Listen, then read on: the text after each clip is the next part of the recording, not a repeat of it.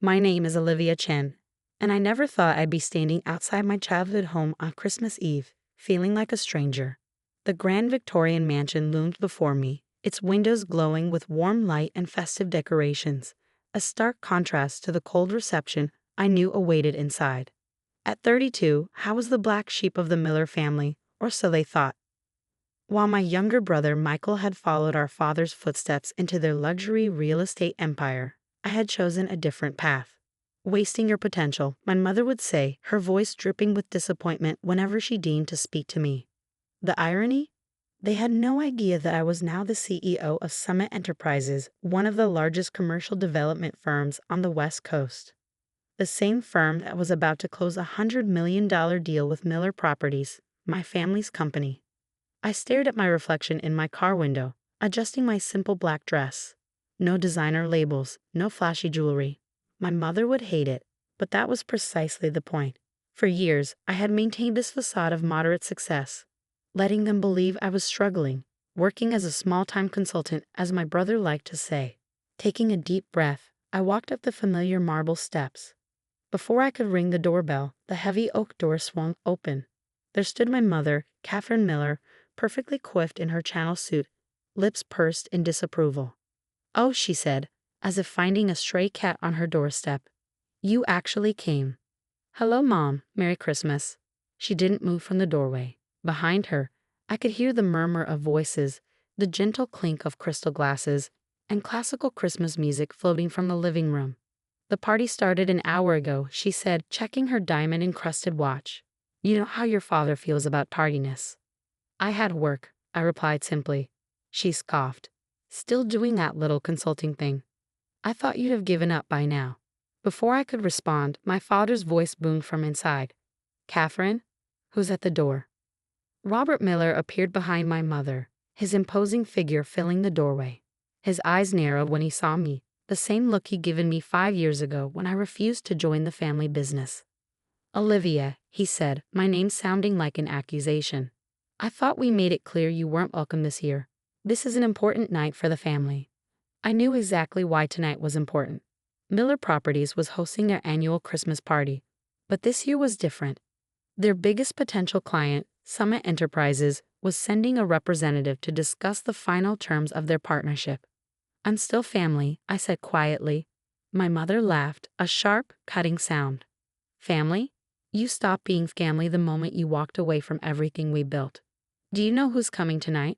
The Summit Enterprises representative. This deal could double our company's worth. We can't have you embarrassing us." "You're too poor to join us for Christmas," she sneered, eyeing my simple outfit. "What would our guests think?" My father nodded grimly. "Know your place, Olivia. Go home." The words stung, even though I had expected them. 5 years of building my company in secret, of letting them believe I was struggling, all leading to this moment. Tomorrow, they would learn exactly who ran Summit Enterprises, but tonight, I had one more role to play. "At least let me say hello to Michael," I said, knowing my golden boy brother would be inside showing off his new fiancée. "Michael's busy with important clients," my father said dismissively. "He doesn't need distractions." Just then, a sleek black Bentley pulled up to the curb. My parents' expressions immediately shifted, practiced smiles replacing their scowls. A tall man in an impeccable suit stepped out, Marcus Thompson, my chief operating officer and the representative I had sent to handle the negotiations. As Marcus approached the steps, I could see the moment my parents' faces lit up with recognition. They had met him several times during the negotiations, though they had no idea he worked for me. "Mr. and Mrs. Miller," Marcus said smoothly, then turned to me with a respectful nod. "Good evening, boss." The silence that followed was deafening. My mother's perfectly maintained smile cracked. My father's face drained of color. In that frozen moment, their carefully constructed world began to crumble. "Be boss," my mother stammered. Marcus continued as if nothing was amiss. "I hope I'm not interrupting, but I needed to confirm a few details about tomorrow's signing with Ms. Chen, the CEO of Summit Enterprises." My father gripped the doorframe for support. "CEO. But you're just a consultant." I smiled, finally letting my carefully maintained mask slip. "Actually, Dad, I own Summit Enterprises. Every property acquisition, every development deal, Every negotiation you've had with Summit over the past 5 years. That was all me. The color drained from my mother's face as the implications sank in. Their $100 million deal, the one that would save Miller Properties from its mounting debt, depended entirely on my signature. That's impossible, she whispered. Nothing's impossible, Mom. You taught me that, remember? Right before you told me I'd never amount to anything without the family name. The sound of laughter and clinking glasses drifted from inside, where the party continued unaware of the drama unfolding at the front door. My brother's voice carried above the rest, probably bragging about his role in securing the Summit deal. If they only knew. Marcus cleared his throat. Should we discuss the final terms now, Ms. Chen? Or would you prefer to handle it at tomorrow's signing? I could see the wheels turning in my parents' heads, their earlier disdain replaced by dawning horror as they realized just how badly they had miscalculated. The daughter they had just turned away from their Christmas party was actually their company's last hope for survival. Why don't we go inside? I suggested mildly. After all, it is Christmas. My mother's hand flew to her throat, fingering her pearl necklace, a nervous habit from my childhood. My father seemed to have aged 10 years in the past 5 minutes, his earlier authority crumbling like a sand castle at high tide. As I stepped past them into the warmth of the house, I couldn't help but think about how different this Christmas would be from all the others.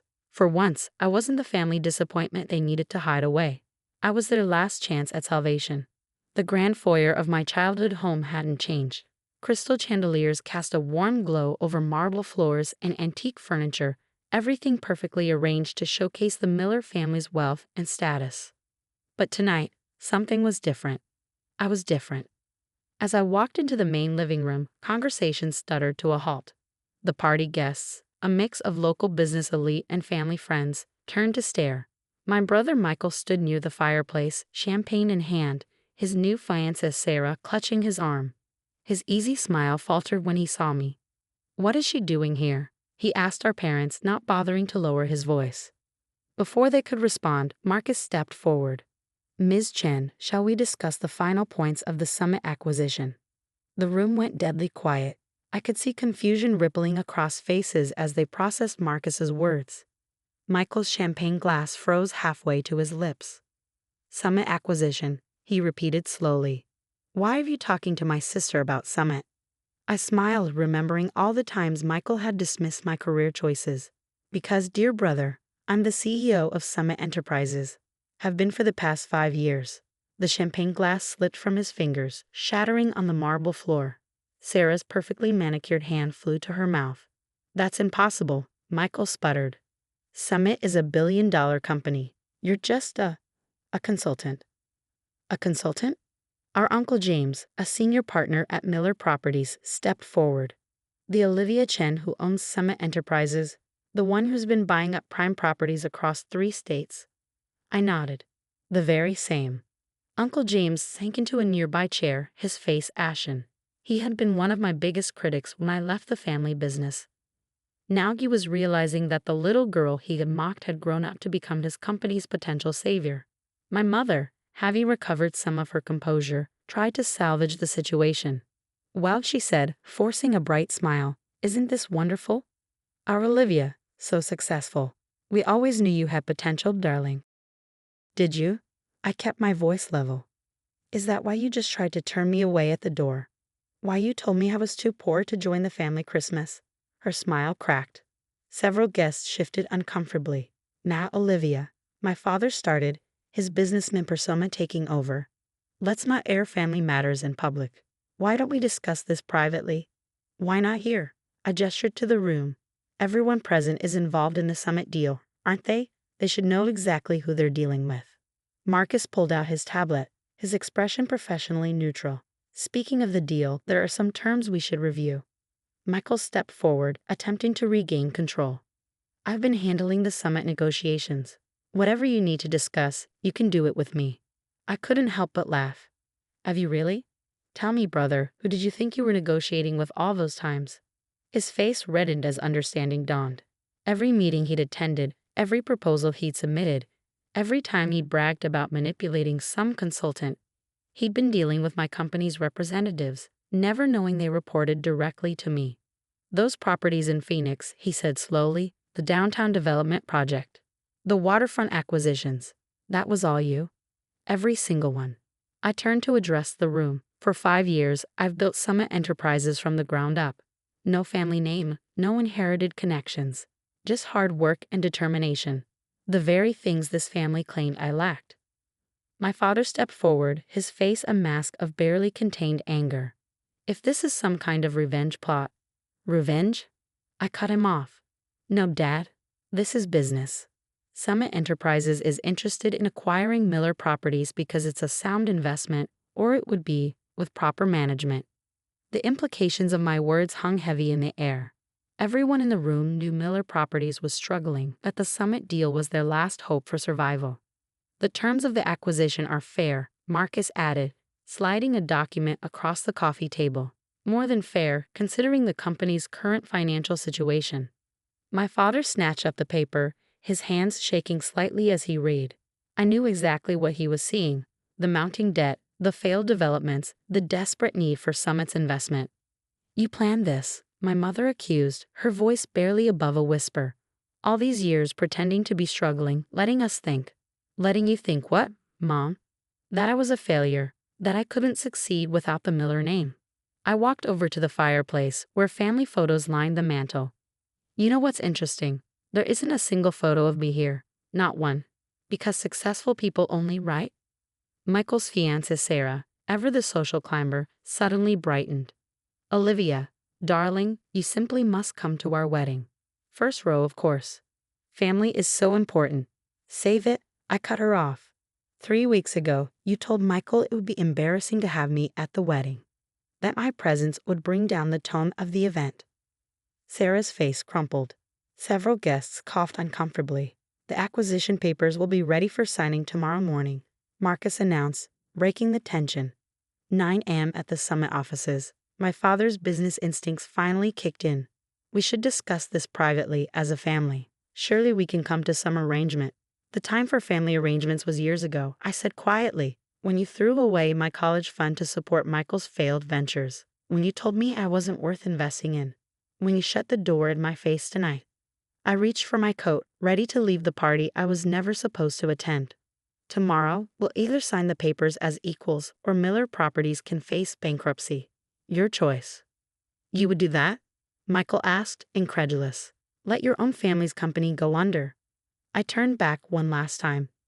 You all made it very clear tonight. And for the past 5 years, that I'm not really family. I'm just a disappointment who needs to know her place. I smiled. Well, now you know my place. At the head of the table. As I walked out, I heard the whispers start, saw the shocked faces of family friends and business associates who had witnessed the entire scene. My mother's carefully curated Christmas party had become a spectacle, but I felt no satisfaction in that. The next morning, I sat in my corner office on the top floor of the Summit building, watching the city wake up.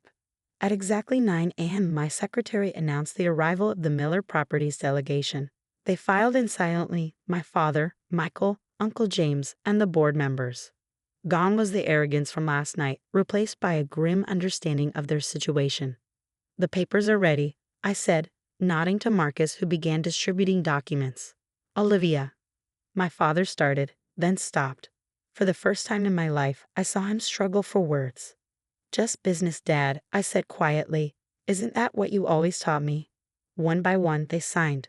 When it was done, Miller Properties became a subsidiary of Summit Enterprises. The company they had dismissed me from now answered to me. As they stood to leave, Michael lingered behind. Why didn't you tell us? He asked. All these years. Would it have made a difference? I asked. Would you have respected me more? Treated me like family? He had no answer. After they left, I stood at my window, looking out at the city skyline. The empire I built, the success I'd achieved. It hadn't been about revenge. It had been about proving something to myself. My phone buzzed with a text from my mother. We're having a family dinner tonight. Please come. I smiled sadly and typed my response. Sorry, I have a business meeting. You understand.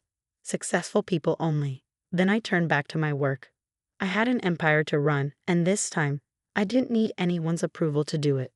Some say success is the best revenge, but I've learned it's more than that. Success is about becoming the person you were meant to be, despite those who said you couldn't. And sometimes, the greatest gift you can give yourself is the power to walk away from those who never believed in you, even if they're family, especially if they're family. 1 year later, I sat in my office reviewing the annual reports. Miller Properties, now a subsidiary of Summit Enterprises, had transformed under new management. The failing projects my brother had championed were restructured, and the company was finally turning a real profit. My phone buzzed with another text from my mother, the 10th this week. Ever since last Christmas, my parents had launched a desperate campaign to rebuild our relationship. Fancy gifts arrived at my office, all returned unopened. Invitations to family events piled up, each one ignored. They even tried showing up at Summit's headquarters, only to be politely turned away by security.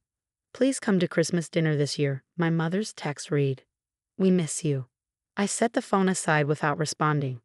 The words rang hollow after decades of dismissal and disappointment. Michael had been demoted after a thorough audit revealed years of mismanagement. Now he worked under one of my senior directors, learning the business properly for the first time. His fiancée Sarah had called off their engagement once his position of power crumbled. Last I heard, she was dating a hedge fund manager. My father had officially retired, though I suspected it wasn't entirely by choice. The board, recognizing the company's improved performance under Summit's leadership, had made it clear that the old way of doing business, favoring family connections over competence, was over. Ms. Chen, my assistant's voice came through the intercom. Your next appointment is here. I smiled, knowing who it was. Send them in. A young woman entered, clutching a portfolio and looking nervous. I recognized that look. It was the same one I'd worn fresh out of college before I learned to believe in myself. Jessica Turner. I gestured for her to sit. I reviewed your proposal. Tell me more about your ideas for sustainable urban development. As she began her presentation, I saw the same fire, the same determination I'd once had. She had talent, drive, and innovative ideas. Everything my family had overlooked in me. The industry giants won't even look at my proposals, she admitted. They say I'm too young, too inexperienced. They said the same about me, I told her. Now Summit Enterprises is funding promising young developers like yourself. Your ideas matter more than your last name or your connections. The hope that lit up her face reminded me why I built Summit in the first place, not just to prove my family wrong, but to create something different, something better. Later that evening, as I was leaving the office, I passed the wall of photos in our main lobby.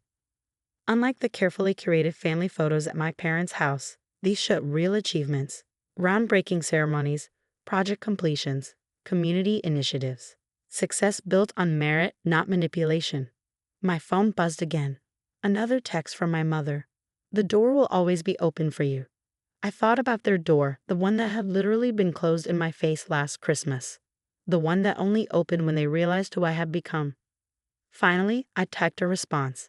I've built my own doors now, and they're open to people based on who they are, not what name they carry. Then I walked out of my building, greeting the security guard by name. Tomorrow, Jessica would start her first project with Summit's backing.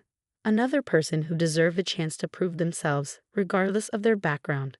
Success isn't just about proving others wrong. It's about creating opportunities for those who come after you. My family never understood that. They saw business as a way to maintain power. I saw it as a way to change things. That's the real difference between us, and why I'll never go back to being the daughter they wanted. I'm too busy being the leader I was meant to be. Some say family is everything. But I've learned that true family isn't about blood or last names. It's about respect, recognition, and believing in people's potential. Sometimes you have to lose the family you were born into to create the legacy you were meant to build. As for me, I have quarterly reports to review, new projects to launch, and talented people to support. My family may have taught me to know my place, but they never expected that place would be at the top, and that's perfectly fine with me.